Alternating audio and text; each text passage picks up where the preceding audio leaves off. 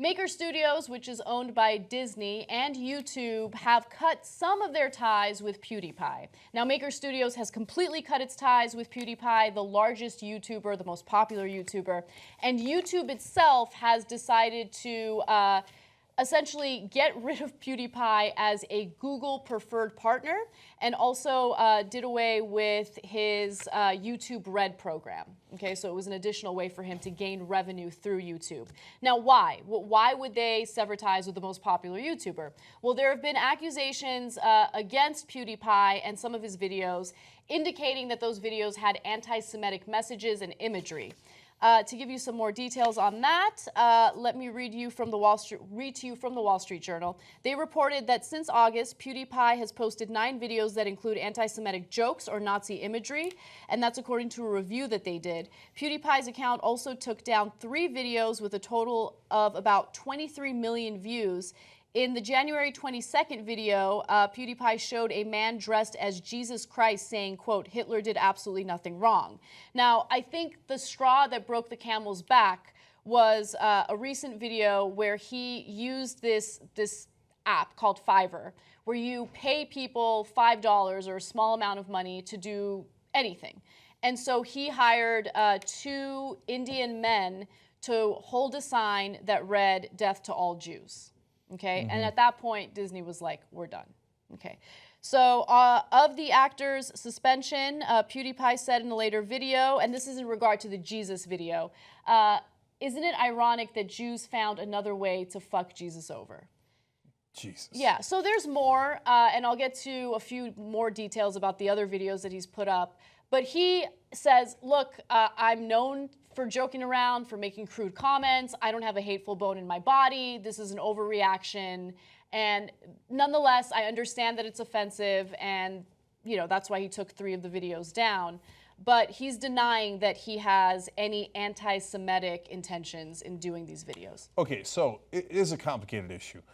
First of all, that's a lot of money he just lost. Yeah. And so the penalty is very severe. I want you to understand the context of it. Now, you might think that's perfectly justifiable. I'm just letting you know it's not a slap on the wrist. So now, in terms of what he did and why it's wrong and what our reaction should be. So I think I believe, I haven't watched all 9 videos. I got to keep it real with you guys. But I would be so surprised if he intended to be anti-Semitic. I briefly met him at a YouTube event, not enough to know him and to know his soul, as some people say. I have no idea, right? But I'd be super surprised based on the fact that he basically is doing a lot of comedy. He likes to push the envelope. This is him pushing the envelope too far, and my brief interaction with him. So I think I believe him that he does not mean to be anti-Semitic. Now, on the other hand, why is he wrong about this? And why do I think that he went in the wrong direction here? Because I think that at this point we're far away from the Holocaust that people have starting to get desensitized to it. And I've read a lot into it. I took a course on it in law school, and I was really lucky. I had Telford Taylor, who was one of the prosecutors at Nuremberg, who taught me. And so I saw all the evidence, and I've been reading up on it coincidentally recently too. And when you see what happened there, it is so horrific that once you hear those stories, it becomes, luckily, impossible to joke around about it. One that I shared on air recently, and sorry if this is going to offend you, but I've got to tell you why people get so sensitive to this. I think most people know, but a lot of younger people, they don't know why. Hey, why can't I make this joke, right? So when they first started testing the gas chambers, they built concrete really, really thick because they didn't want the gas coming out and accidentally killing the Nazis or other people around. But the gas would take 20 minutes or longer to kill the people inside the gas chamber. And it was so horrific, you could hear them screaming anyway. And their nail marks would be in the concrete. And then they would take out the bodies and use them to provide heat for the camp. And people knew that it was their friends who was providing the heat for the camp. So when you hear stories like that, you get that none of this is funny. And so if you haven't heard stories like that and you haven't been educated to what happened in the Holocaust, then at some point people are going to start to make jokes and not realize how inappropriate it is. And I think that that I hope that it's a learning experience for folks, and there are some lines you shouldn't cross. It doesn't make you cool, it doesn't make you edgy, it just makes you a jerk and really insensitive. So I'm just giving you context on that, and at what point should you level this kind of punishment and consequences for PewDiePie when we think he didn't intend to be this offensive?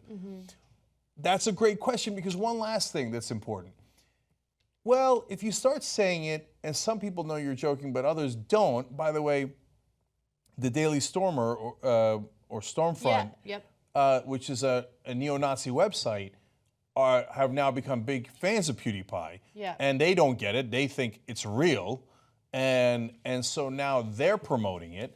At some point, people lose track of what's a joke and what's not a joke, and then all of a sudden it becomes acceptable to put signs like that up. And we don't want to normalize that. So in regard to what you just referenced with the Daily Stormer, they apparently have shared his videos on their website. On January 23rd, the site changed its motto to the world's #1 PewDiePie fan site, and that's according to the Internet Archive, celebrating his, or PewDiePie, for making the masses comfortable with our ideas. See, that right there is the most important part. Because if you do 9 videos, and some people know you're joking and some don't, and they start to think it's funny or clever to make jokes about killing the Jews or putting swastikas or supporting Hitler, you're starting to normalize it. And that's what we're worried about here in the US, that casual racism has begun, and bigotry has begun to be very much normalized. This is a whole nother level. So I'm glad we're having this conversation and that people are learning from the experience. What should happen with PewDiePie, that's not for me to decide. That's for PewDiePie and Google to figure it out, and Disney, and I'm sure they will. But it's a teachable moment, and it is an interesting phenomenon, and we should remember what happened so that we don't make the same mistakes again. You can help hire investigative reporters that'll chase down stories no one else will. Be the media. tytnetwork.com/go.